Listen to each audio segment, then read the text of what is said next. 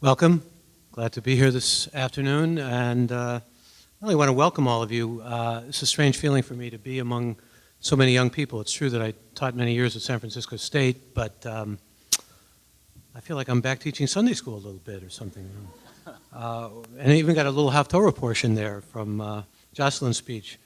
Actually, Jocelyn, I don't know how you feel about Cleveland, but I always remember the Woody Allen line that the world is a beautiful place and life has meaning except for certain parts of Cleveland. I think you could have put that on my headstone. And if you're having a little bit of shock here from hearing the voice and seeing the obviously handsome face, my apologies. I'm actually really much a guy from the 60s, and we were all dedicated to social change, and I still hold many of those values in my life. Obviously, my life as a teacher, as an educator, as well as in the Jewish community and certainly on the radio is one of public service. But I commend all of you, because seeing all of you stand up and the work that you do and acknowledging, as I'd like to acknowledge the work that you do, I think says a great deal about a vibrant Jewish community and the way young people like yourselves and some people who may be a little bit more up in my demographic are nevertheless making a concerted effort to bring about change. And I, again, give my high plaudits to you. I know that when the Obama campaign took place, there was a lot of talk about change and change that people can believe in and change that will make a difference. I must tell you, not as a promotional marker, but that I'm going to be talking tomorrow morning on the air with the Nobel Prize economist Joseph Stiglitz, whom I admire a good deal, and who really takes the administration to task in terms of not fulfilling so much of the early promise. For those of you who have that kind of disillusionment, I think that you're doing a lot, and again, I want to acknowledge what you're doing in your own backyard, in your own local puddle, or whatever you want to call it, and that's really your own terrain that makes the difference. And I hope you will be inspired by what we have to say, because you're going to meet some inspiring people who have been chosen for their activism. And I was asked to ask them about the work they did, and then I said to Jocelyn before the actual meeting commenced, I said, would it be okay if I asked another question and told everybody about the work each of these individuals did? Because it's a question that I wrestle with a good deal myself. People ask me what I do, but I'm going to ask them something else that I think really gets to the heart of what we talk about when we talk about social justice, when we talk about commitment to public service, when we talk about commitment to the public sector and tikkun olam, healing, or even concepts that are ancient like tzedakah and rachmanes, the idea of charity and the idea of goodness or feeling charity in one's heart. You come out of a long and cherished tradition and a venerable tradition, and I want to just remind you of that, and making a difference in the world is a part of that tradition. So let me tell you about the people you see here before you. Caitlyn Sizzlin is someone who has had a major role in environmental issues. She has been an advocate for the Director for Women's Earth Alliance and coordinates legal and policy advocacy support for women environmental justice leaders throughout North America. Previously, she worked with the NRDC, the Natural Resources Defense Council, also with Earth Justice, with the Center for Law, Energy, and Environment, and with Argentina's Center for Human Rights and Environment. So this is a major environmental activist, to be sure, and one who's making a great deal of change as far as what she's contributing. She's also an associate attorney at the law offices of Stephen C. Volker, and in that capacity oversaw the initiation of a lawsuit against the United States Environmental Protection Agency for violations of federal pesticide laws, I would imagine, just as a hazarding, I guess, during the Bush administration. Is that right, Caitlyn? Yes. Okay. Also was a law student at Bold at UC Berkeley. Caitlyn chaired the Environmental Law Society and initiated the first annual Environmental Justice Symposium, so she's been behind the scenes as well in terms of events like this one. And she participated in AVODAH, the Jewish Service Corps, after graduating from college, as also an active member of Chokhmat, Halev, and Wilderness Torah communities that are both based in Berkeley. Please welcome Caitlyn Sizzlin.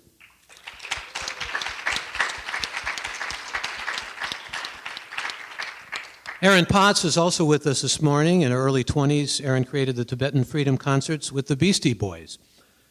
And I don't know, did you describe this as the best festival ever, or is that just general consensus? Okay, I just want to make sure. And most of those guys are Jewish, aren't they? The Beastie Boys are. Yeah, okay, just for the record. They're Jew bagel Buddhists now? Yeah. Okay. Well, that's allowed. This is particularly common these days. I tell a joke, but I'll refrain. Actually, do you know the joke about the guy who...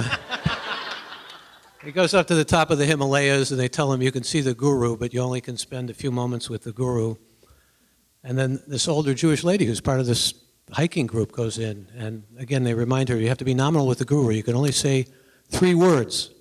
And she goes in, they all file out after saying only 3 words to the guru, and the leader says, "Did you say the 3 words to the guru?" She said, "Yes, I did." "I'm just curious, what were they?" "Sheldon, come home." All right. Sorry. Actually, some of you know Rabbi Alan Lew from the Conservative Temple, Beth Shalom, the late Alan Lew. We had a wonderful discussion at Oakland's Sinai Temple about Buddhism and Judaism and where they converge and where they diverge. I think it's on YouTube. Anyway, back to Aaron Potts.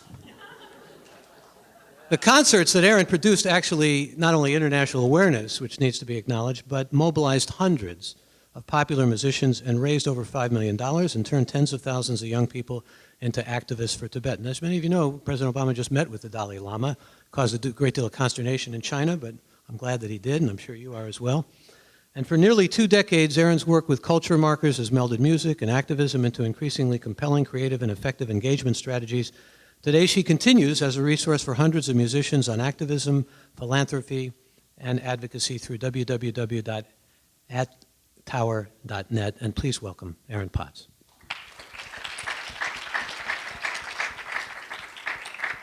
Daniel Kaufman is also a part of this distinguished panel. Daniel's founder and director of the 1% Foundation. It's an organization dedicated to building a broad-based movement for the next generation of philanthropy. He also founded and manages 360 Philanthropy Advisors, a philanthropic advisory and consulting firm. And prior to starting 360, he worked as general counsel for Revolution Prep, an educational services and products company, also as an associate at Heller Ehrman LLP in San Francisco. So this is the best combination of legal and pro bono.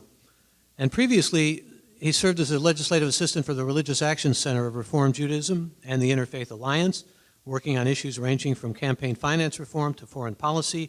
He has a JD from UCLA Law School and a BA from Stanford, and he and his wife Talia are, get this, raising their daughter Mia to be a diehard Sacramento Kings fan. Welcome, Daniel Kaufman.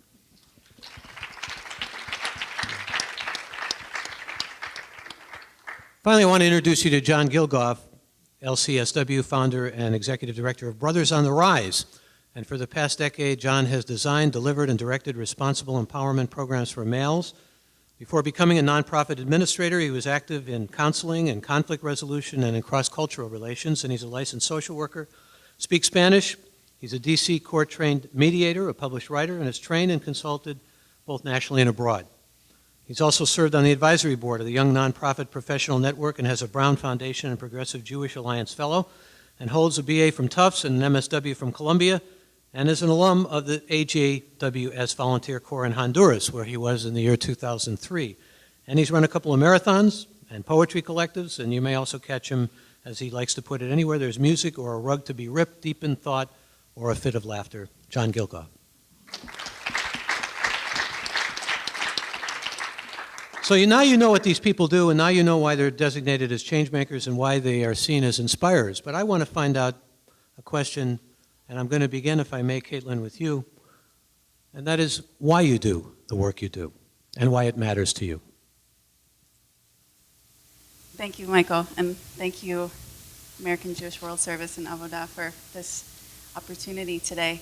I think I'm just going to go ahead and out myself as a hippie and say that I have, since I was a very small child, had a really just strong affinity for the earth and have felt a deep connection with what I feel is a living earth, and at the same time, in seeing all of the environmental destruction facing the earth and human communities, have had a strong calling to be an advocate for justice and for fairness.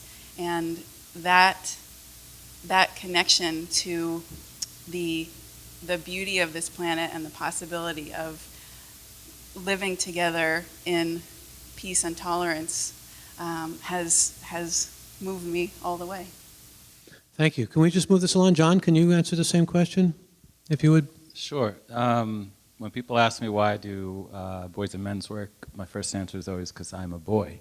And similar to women who go into feminist-based work, you go through challenges as a male, and as I came up and saw how I had gotten out of those situations, because I'm white and middle class and grew up with a great family and work with inner city communities and disenfranchised populations, seeing how it wasn't just a rough stretch for the youth that I was working with, the young men, it inspired me, it disturbed me, and it enraged me. It moved me to action to try to both serve those individuals and create change that would allow the next generation to grow up without facing so many challenges.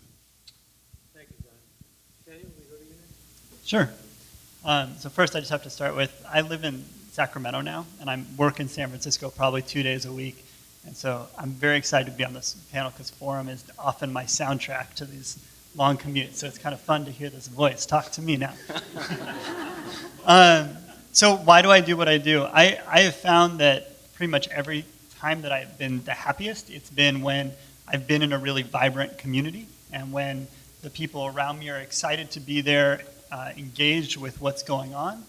And I think it just hit me at one point during a conversation when I was in law school that philanthropic engagement is a critical piece of civic engagement, and it's essentially something that my generation has opted out of for a various number of reasons. But I think the main reason is that we often see it as something that can only be done in a meaningful way when we get old and rich. And for those people that go old and rich can go be meaningful philanthropists.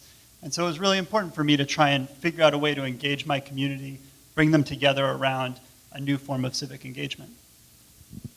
Thank you. Aaron? I don't exactly know how to answer that. I don't know anything else, I don't know, I feel like social justice is just such a part of me. It's sort of like asking, why is my hair brown? Or my Your eyes DNA, red? then? Yeah, and my parents, for sure, how they brought me up. My parents are here, by the way. That's why I'm pointing to the front row here. And my children and my husband. I was always brought up with a sense that what we had a responsibility to give back. So wealth in my family was about education and being leaders. And we, especially my dad always told me when I was growing up that was something that if I had it, I had to give back to others. So I don't really know anything else. And it is just a part of who I am. It's part of our family. Hopefully it'll be a part of my kids when they grow up too. They're looking very attentive now. I know, I'm really, I'm actually surprised. One's reading a book and one has a Reading a book mask is a over good here. sign. But you've all given good reasons and thoughtful reasons. What interests me, though, is nobody said anything. I mean, here we are in a Jewish museum, contemporary Jewish museum. Maybe what you are speaking of has to do with Jewish values, or how much does it?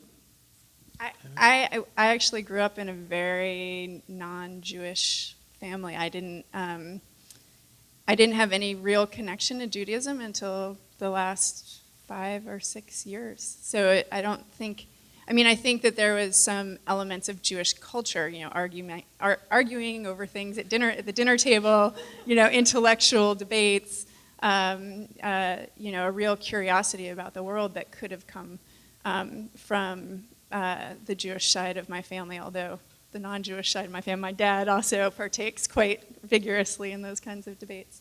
But really, it wasn't until more recently that Judaism became anything that I was really interested in. Dad, have you become somewhat Jewish through osmosis? Is that what your daughter is saying? Yeah, okay, just want to... Daniel, how about you, in terms of just Jewish identity or Jewish values? Yeah, I think that the way that I grew up in the Reformed Jewish movement, I was very active. My mom was the president of the synagogue. I went to Jewish camp.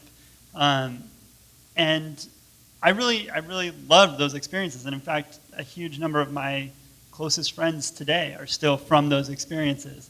But I think I engaged in those experiences because I loved that community and I embraced that community.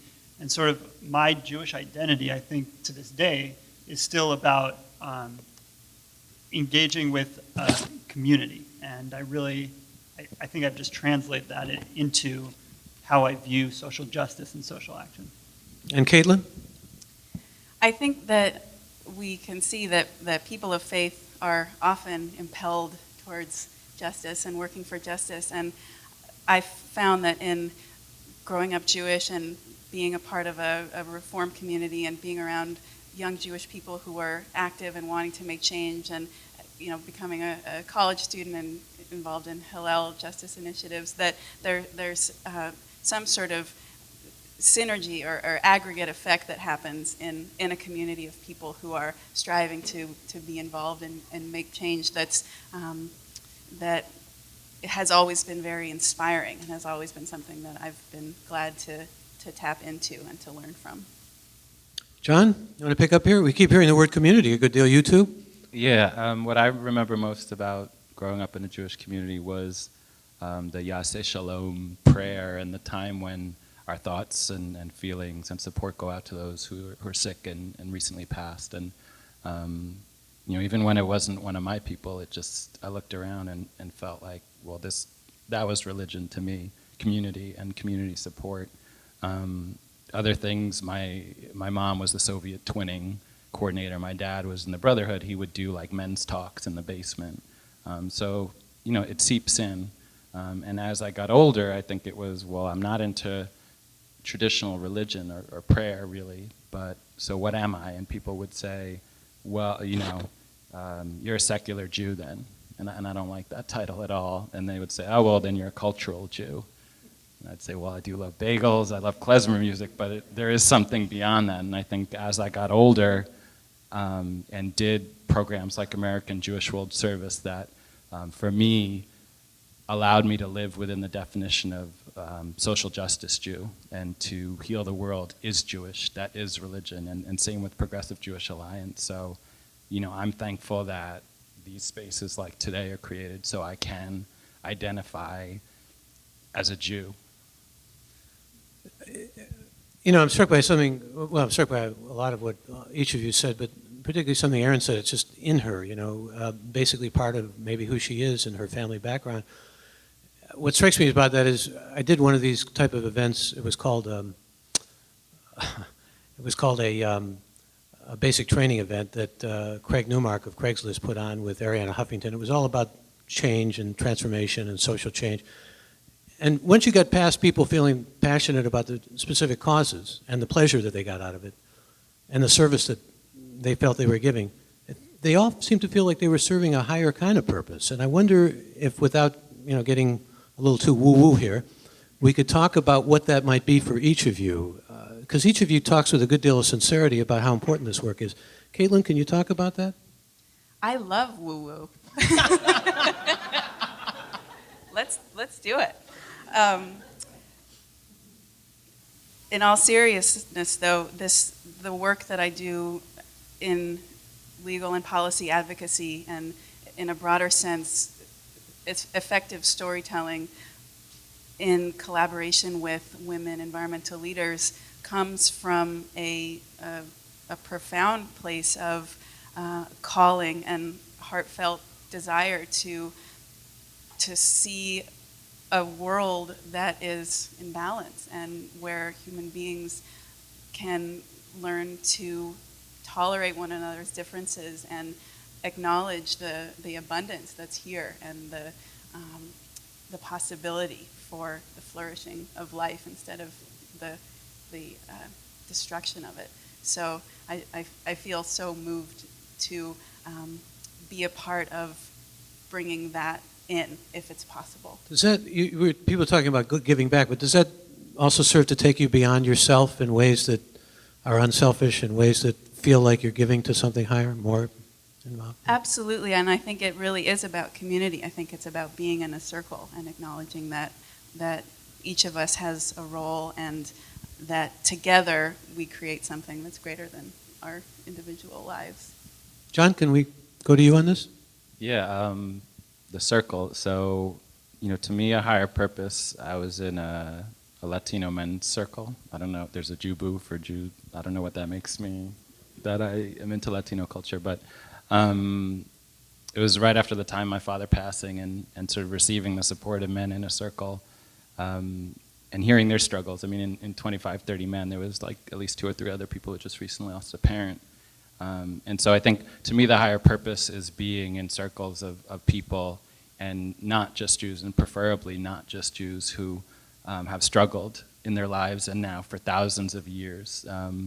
One other quick thing is all the people who you've interviewed. One of my dreams is to have a Oakland Men's Building, similar to the San Francisco Women's Building, and to think about the men, who you've talked to, who would go on the building as all the women are on that building.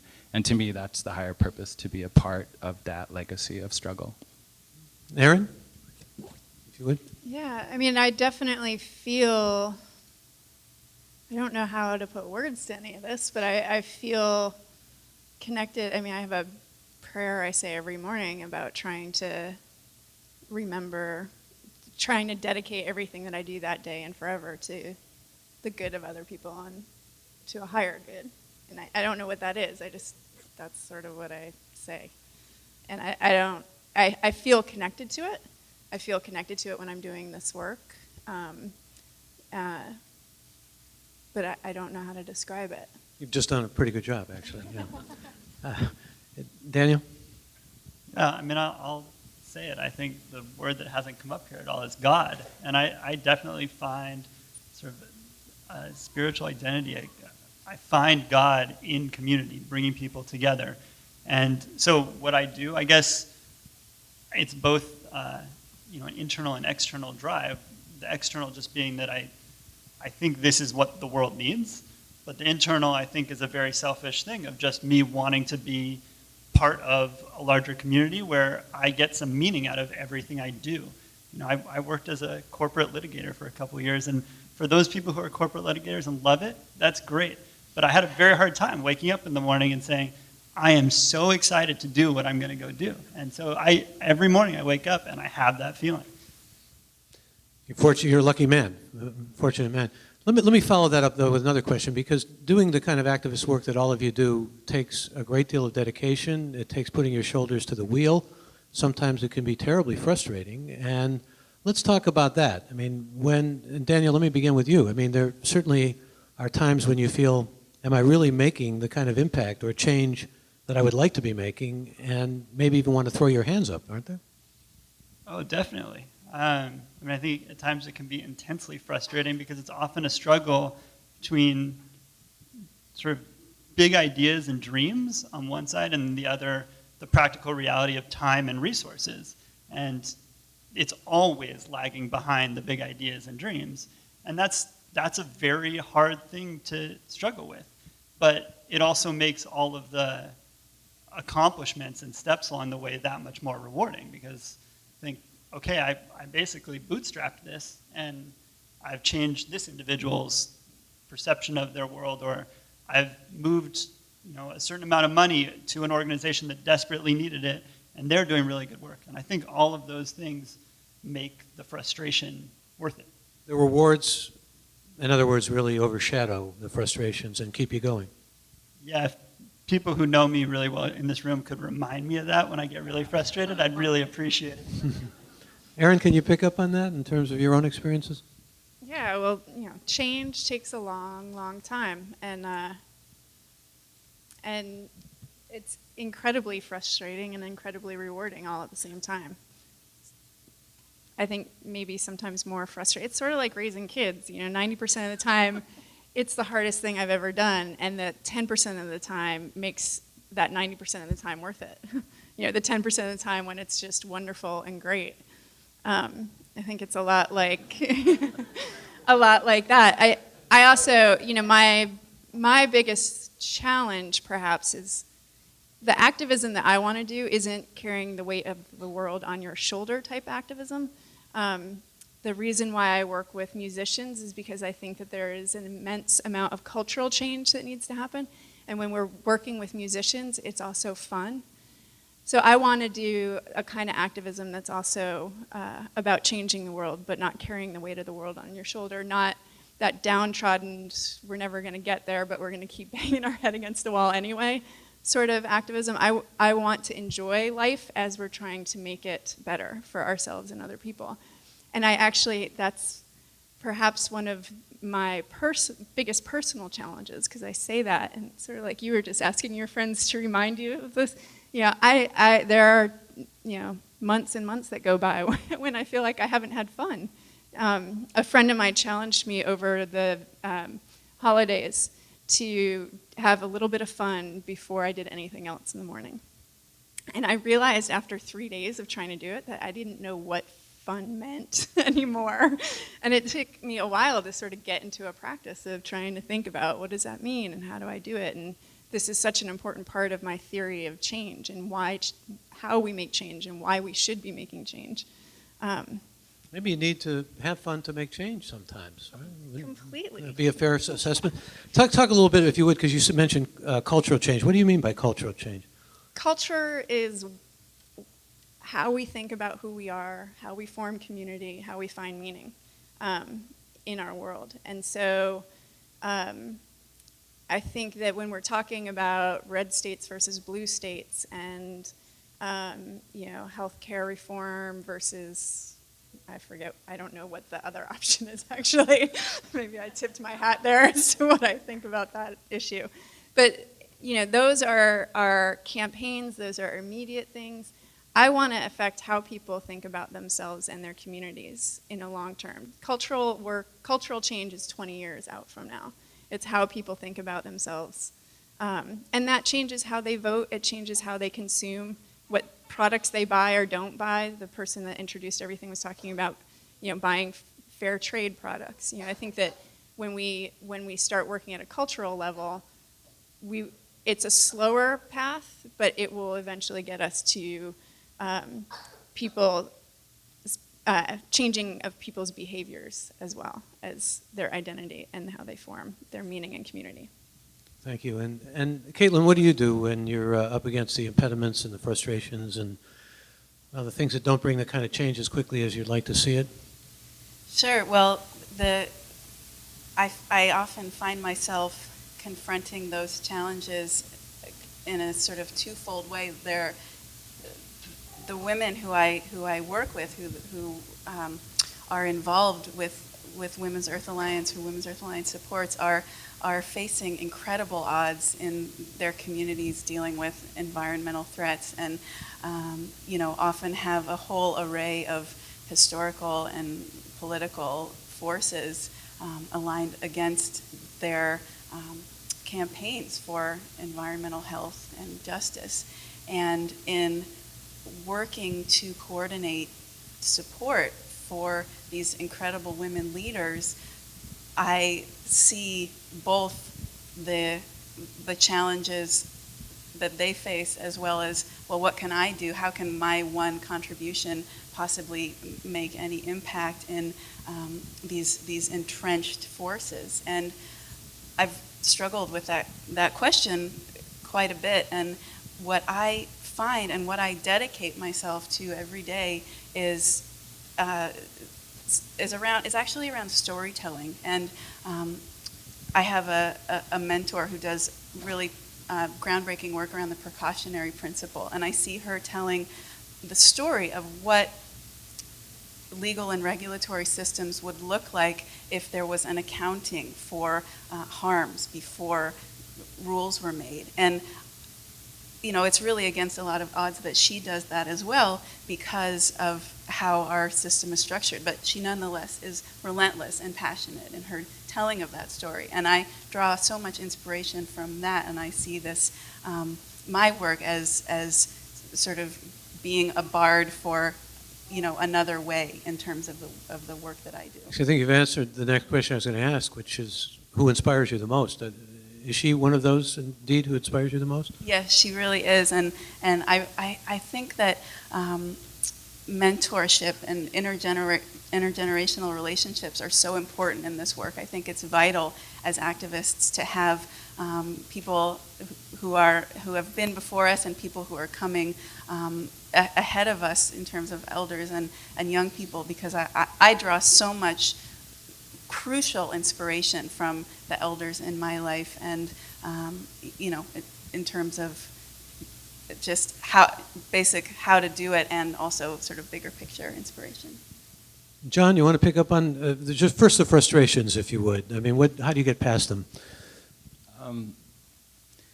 I think looking at the struggles of the people that I serve So, as an example, I'm pretty much an accidental administrator. In my bio, you didn't hear that I got my MBA or that I ran any businesses before this. I started Brothers in the Rise because there's no Boys Inc. If there's a Boys Inc., I would just be a program director there and have a life and be very happy. I'm still very happy, but I don't have a life. And so I was afraid of Excel spreadsheets before I start. Like, I just wouldn't open it. And if there's any funders in the room, you didn't hear that. But I've worked through that, and now I'm not happy to open it, but I do. And as a bridge to, well, what do I do when I'm frustrated? Because sometimes I want to cry. I'm looking at these numbers, and I don't know what the heck's going on. And as a bridge, I work with students directly still, jack of all trades, starter upper, and some of the kids I work with are learning disabled. They're in special education classes, and seeing these young men who clearly people get teased all the time at school. You're in special ed, you're stupid. And have them open up and talk about that and get support from other young men and my support. But to know that every time they open a book or look at a sign, every minute of their lives is that feeling I feel with Excel spreadsheets. And so I need to get over it. It's probably good for them if you do cry in front of them, too, Yeah. I think. So who inspires you the most? My dad, my late dad. He was a role model for me in terms of a family man. I'm not a family man at this point, but I have lots of children, and he also was engaged in his community, besides the brotherhood. He did a lot of things. Both my parents were Peace Corps, one of the original Peace Corps. Where'd they go? Micronesia, and they started a newspaper. Both my dad was a journalist. In Micronesia? Yeah. So, a couple of quick anecdotes to tell you about my dad. He was a non-traditional man. When I totaled his car, and don't tell that to my insurance company, a lot of secrets today. The tow truck driver, as we were driving from Connecticut, where I did that, back to New York, he couldn't stop saying, "Your dad's gonna kill you when you get home. Your dad is gonna put it to." And I just kept, I knew I was gonna get spoken to, like we were gonna talk about it for hours. But he wasn't gonna. He was just gonna be glad I was safe. And he talked to all of us. He told me once, because in my family, as one of the big brothers, I thought, not me, but why don't you put little brother on your lap, and because you got it right. And I said, how did you never put your hands on your children, in spite of all the things that we did? And he said, I had to decide before I had children, I would never ever put my hands on my children, because as long as it's an option, you might do it one day. So those types of moments for me taught me invaluable lessons. And I do my work for him. Daniel? Actually, let me ask you, John, let me ask you first, Daniel, about who inspires you the most. Sure. I'm not sure that there is a single individual. I definitely think that one of the most humbling experiences has been starting this organization by initially just talking to friends and watching them over the course of the last couple of years make incredible commitments to this organization, and just countless hours of their free time to make this a reality. And I think that currently I'm the only employee, and this organization is run by volunteers, on a lot of volunteers. And so every night when I'm going through email or I'm on a conference call with 2, 3, 10 people who are volunteering their time, it's just astounding to me. And I think that's really keeps me going. Aaron? All of us in this room would probably say some of the same great figures, social justice figures, in our history. But in addition to those folks, I would also say somebody who inspires me about how I live my life is actually a musician named Ian Mackay from Fugazi. And Minor Threat, we named our son after him, actually. And he just so knows Ian Mackay, who we call the other Ian in our house because it gets confusing sometimes. The other Ian so understands who he is and what his values are that he just makes every decision, I think, from that place. And it sometimes he makes decisions or says things that feel like they're out of left field to me, but they make sense once you think about it. The way that he has, for those of you who know Fugazi's music, they never played a concert for more than $5 in benefit concerts for $10. They had the chance over and over again to achieve fame and fortune like many other musicians, and chose to live their life by their values. And so on a big level, when I'm thinking about how would I make this decision or that, we actually, during the Tibetan Freedom Concerts, we had what we called the Fugazi Standard, which to us was about how can we make we knew we couldn't do it for $10 a ticket, but how could we get it as close to what Fugazi might do? And we talked about covering up corporate sponsorships in the venues that we produce the concerts at, and making the ticket price as low as possible so that as many different groups of people could get into the concerts as possible. And then on a day-to-day basis, this is going to sound so cheesy, but really my husband, he challenges me more than anybody else, and he keeps me remembering who I am and why I'm doing this work and what my role is in this work. Sometimes it's easy to forget, or in those moments of frustration, or in those moments of sitting up in front with the lights on you where everybody thinks you're great. He definitely reminds me of who I am and what role I have to play in all of this in a way that I think gets me doing the best work I can possibly be doing. Thank you. Those of you who've been in these events in the past know that there's a lightning round tradition, and there's also questions from you, so I want to get to those, but I want to talk with the panel about a few other things that I think are monumentally and singularly important. And that is, if I could get sort of a quick response from each of you, if you were looking at triage in terms of the work you do, and what change would be the most ideal change that you realistically think viably could occur. What would that be? Daniel? I want a quick answer to that, and you picked me first. I think the biggest thing would be a sense of empowerment, that if people in their 20s earning an income for the first time saw themselves as in a position of power, I think that the world would look very, very different. John?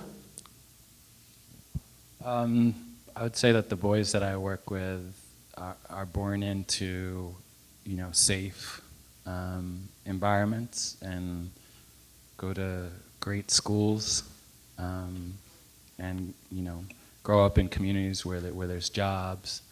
I mean, all the things that allow someone, that put them in a position to be safe and successful. And certainly on top of that, because we're a responsible empowerment organization, and you look at like our fields and they're 80-90% women, certainly on the other side of things, that as they grow into adulthood, they contribute back to society through service and change work. But safety first, and then responsibility. Yeah.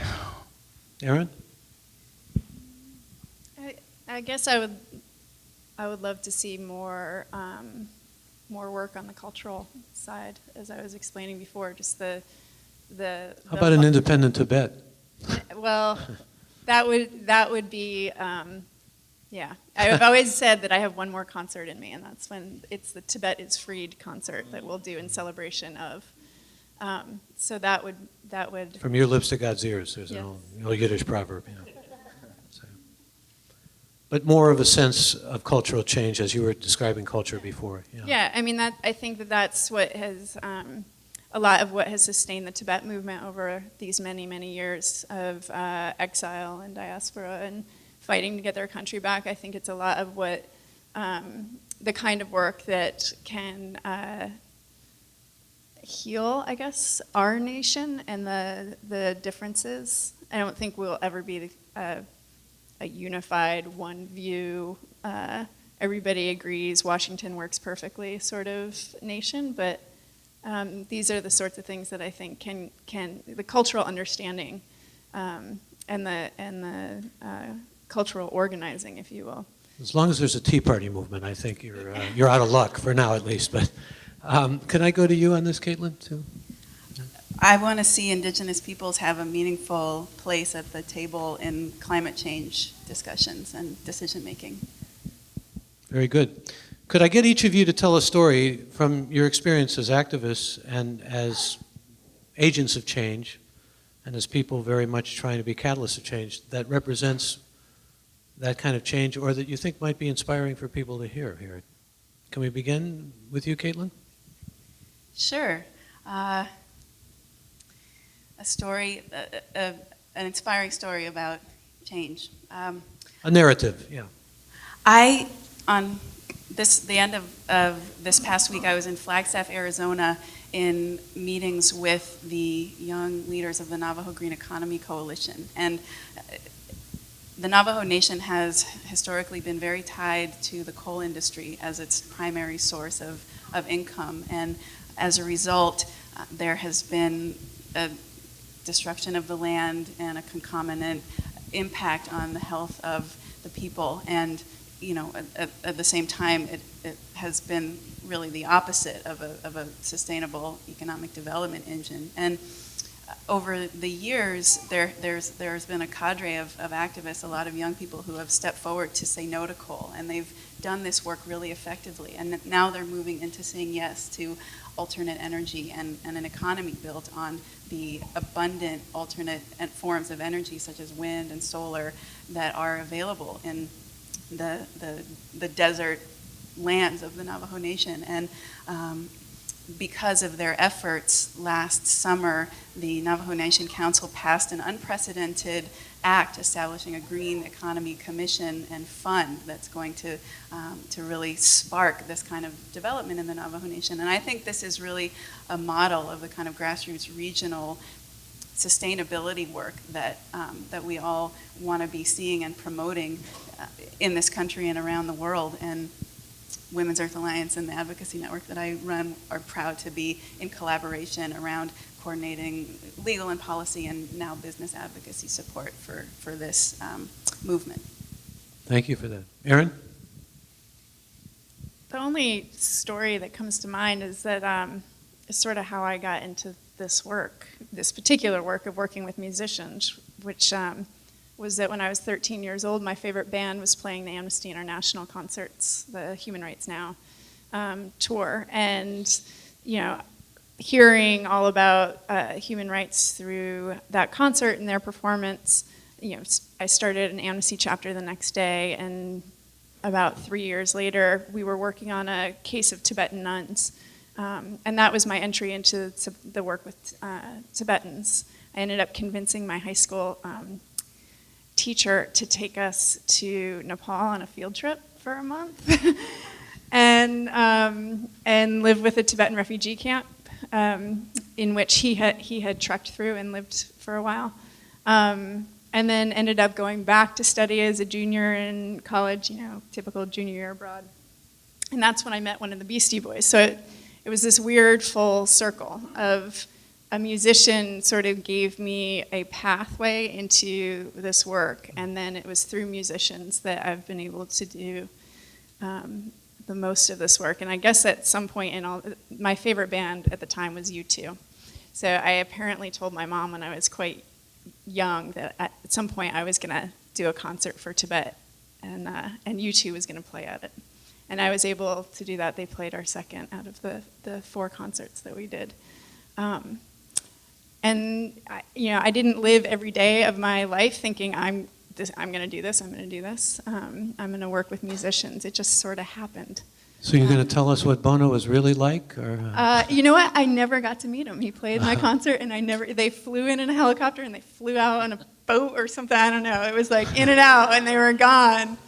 The concert was on an island, so we had boats shuffling people around.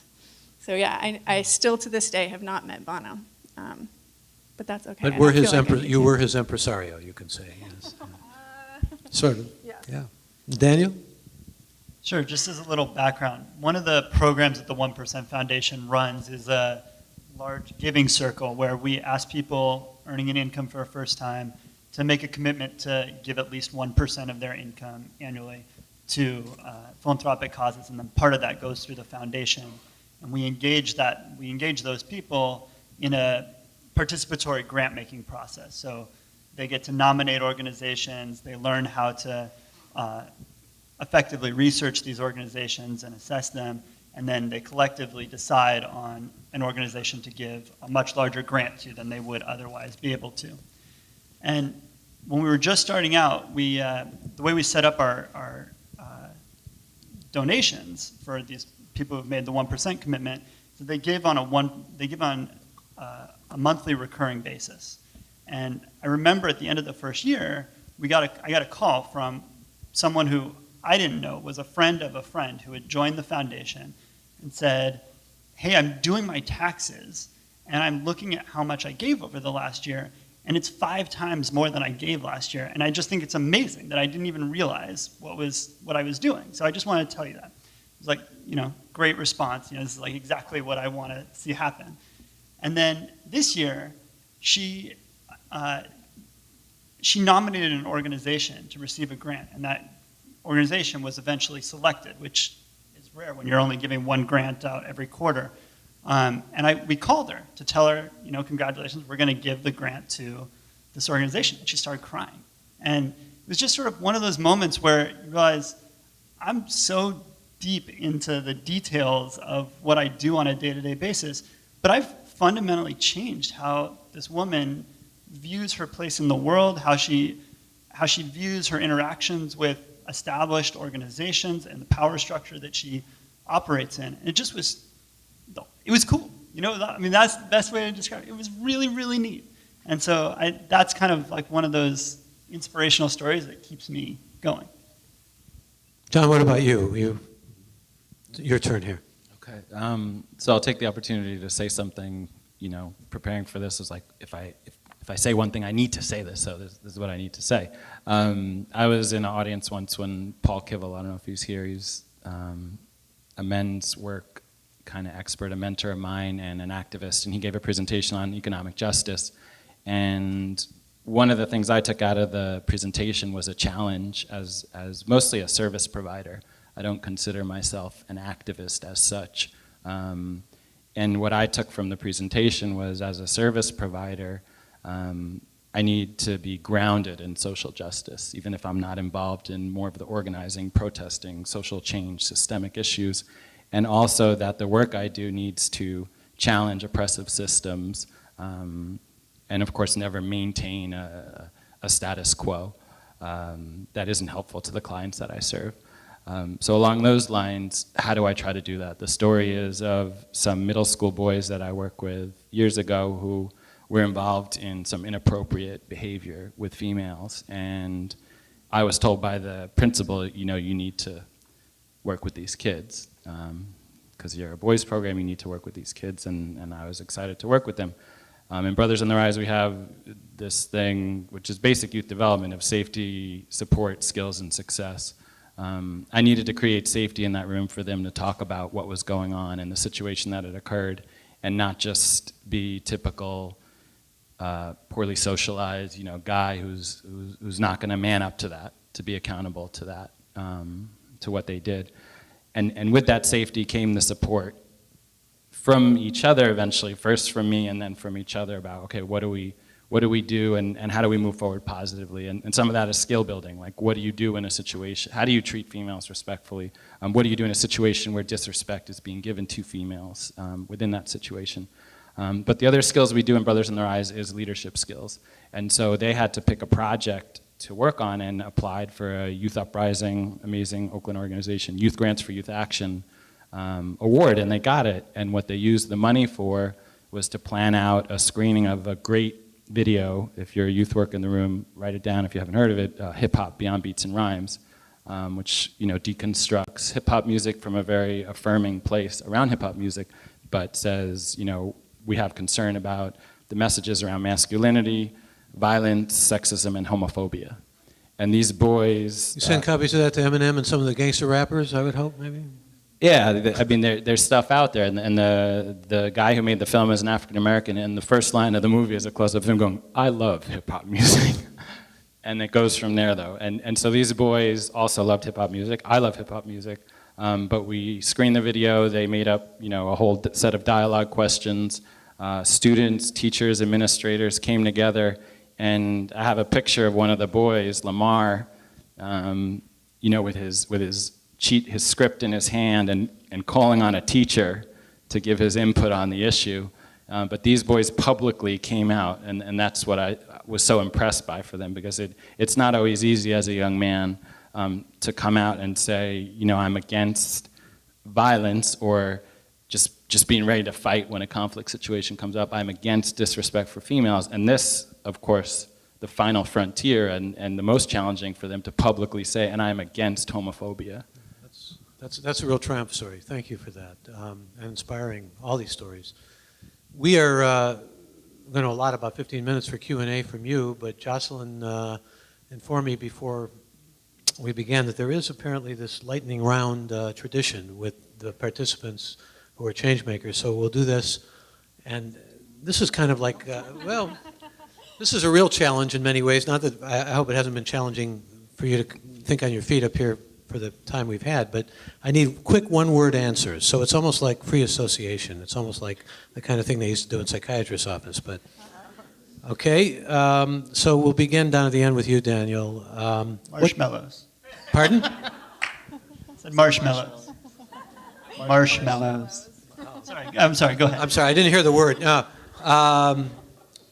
Well, one-word answer. What gets you up in the morning? My daughter. Okay. That's 2 words, but that's okay. Caitlyn? Earth. Daniel? Hot shower. Okay. Extra word again. Kids. Kids. Good. Okay. And we'll start with you on this one, Erin. What keeps you awake at night? Everything. Let's just move down the line here. Daniel? Oh, John, me. John, I'm sorry. Yeah, spreadsheets. What keeps you awake at night? Spreadsheets. Email. I was going with email too. Okay. Quick one-word associations. What do you think of when you hear the word? Erin, activist. Me? Sound egotistical, sorry. What was the word? The first word that comes to your mind when you hear that word, activist. We'll come back to you. Okay. John? Streets. Hope. Empowered. No, the first thing was me. Oh, me? I'm sorry. And then I felt Okay. awful and egotistical for thinking that, but that's... All right. How about this one? First thing that comes to your mind. Hero.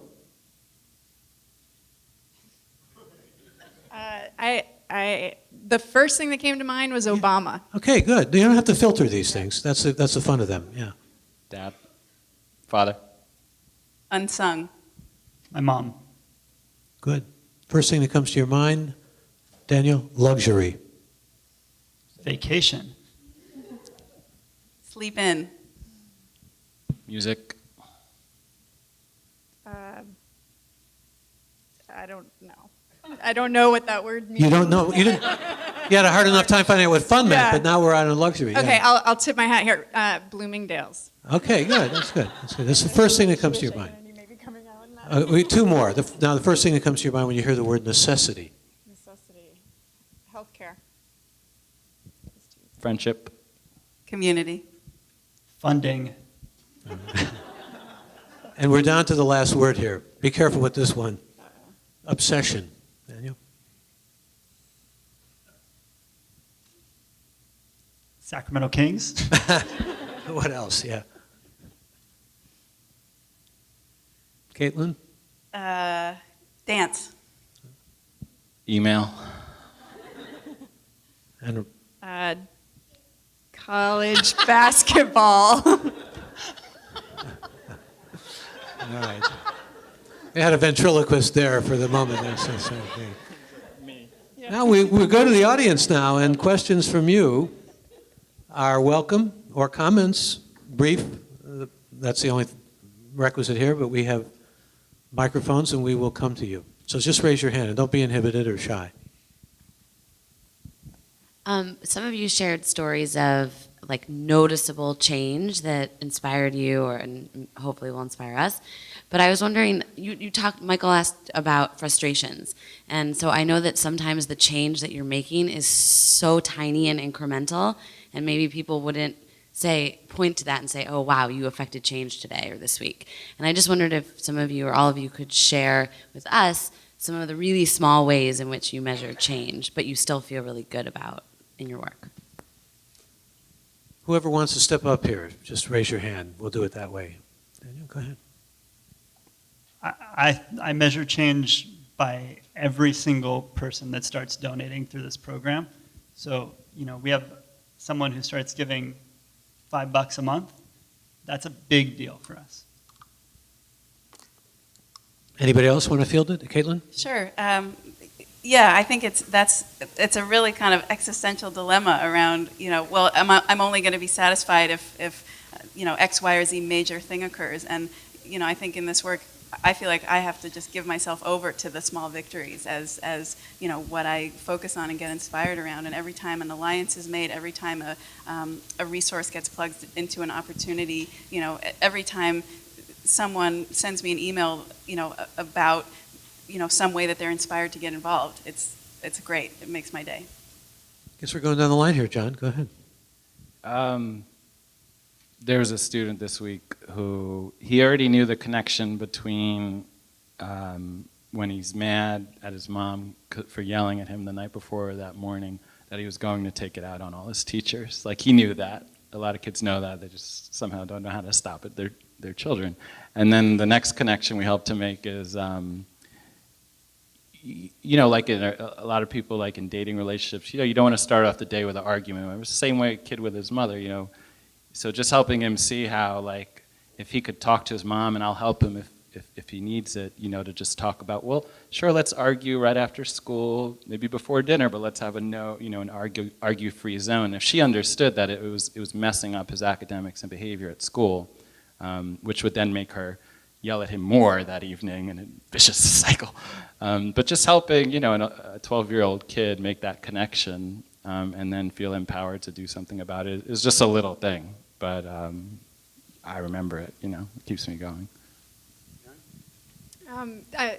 I've always measured in terms of laughing while doing this work, enjoying. I mean, the most stressful time in my life, producing the first Tibetan Freedom Concert when I was 21 years old, and I did not know what I was doing. Not that I do now, but knew even less of what I was doing, was also the funnest time. The people that we were working with, we found a way through all the hard work to keep laughing and making each other happy and laughing throughout all the stress of it. So that's like the smallest day-to-day measurement of it. And then there's, click-through rates and calls to Congress delivered, and all these other metrics that are a little bit harder, but also measurements of the incremental successes of our work.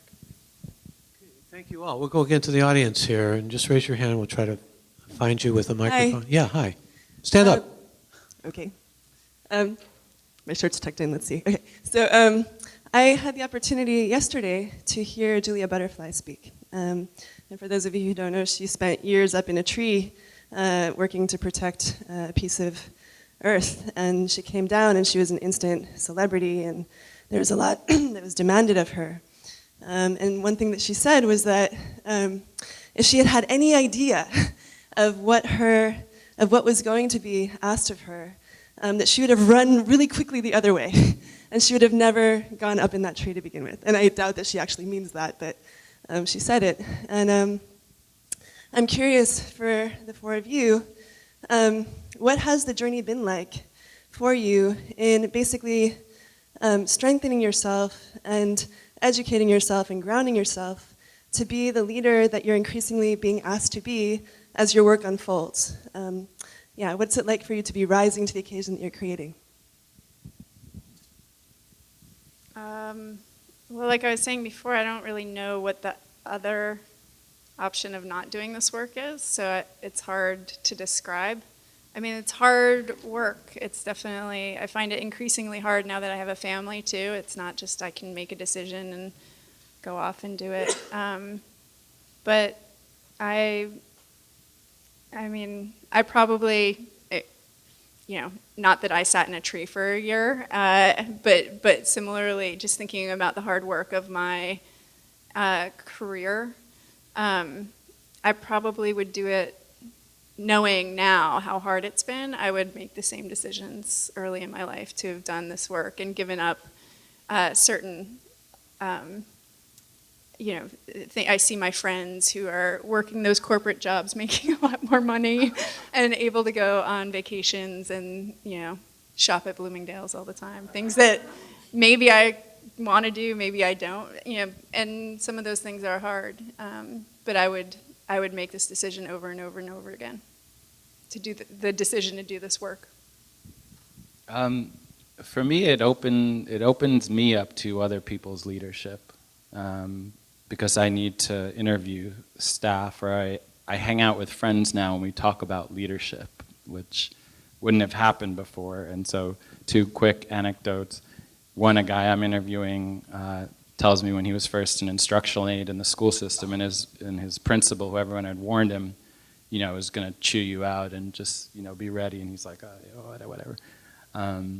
And I guess she did that to him because he was wearing a hat and sneakers because he wanted to relate to the students. And so she said something, you know, kind of condescending in front of the whole office. And he said, you know, it's funny, I don't see any children around here. And he looked behind him and you know, so the principal would know, you know, you shouldn't speak to an adult like this, we're professional. And when he told me that story, because I've been in that situation as a professional social worker, and for me, I just, you know, you're the principal, I just work, you know, and that inspired me. You know, really, you know, on an individual level, speaking truth to injustice inspires me. And another one was just a colleague who works at another nonprofit as a manager, and he said he walked into his boss's office, who's the executive director, and said, you know, Jim, whatever, you know, there's something going on with our culture here, and there's people that aren't pulling their weight, and people are talking about it, and people are beginning to question your leadership, including me. And I was like, you said that to your ED, to your boss?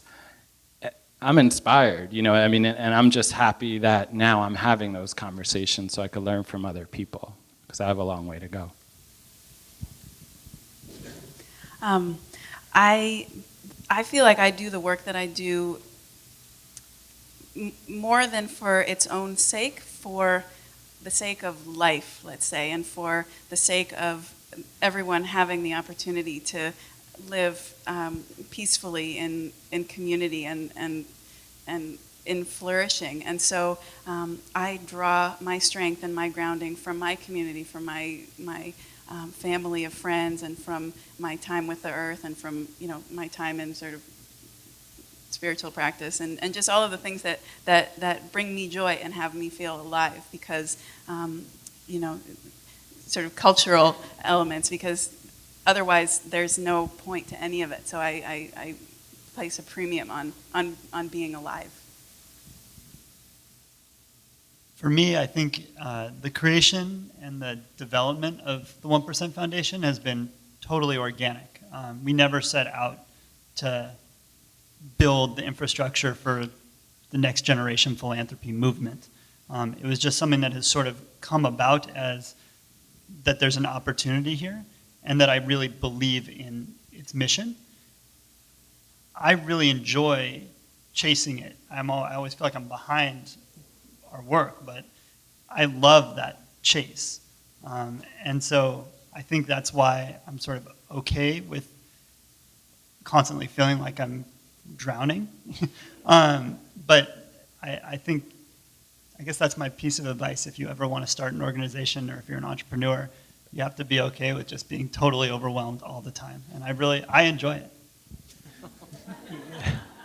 One of the questions that I wanted to ask all of you, but we won't have time for, and yet I think it's been answered by the way you've presented yourself and the work that you do here this afternoon, is what you would like your legacy to be. And I think that the general response that I'm gleaning and that I'm extrapolating from what I've heard is that you all are really making a significant contribution. You all are contributing in a larger way to a legacy for all of us.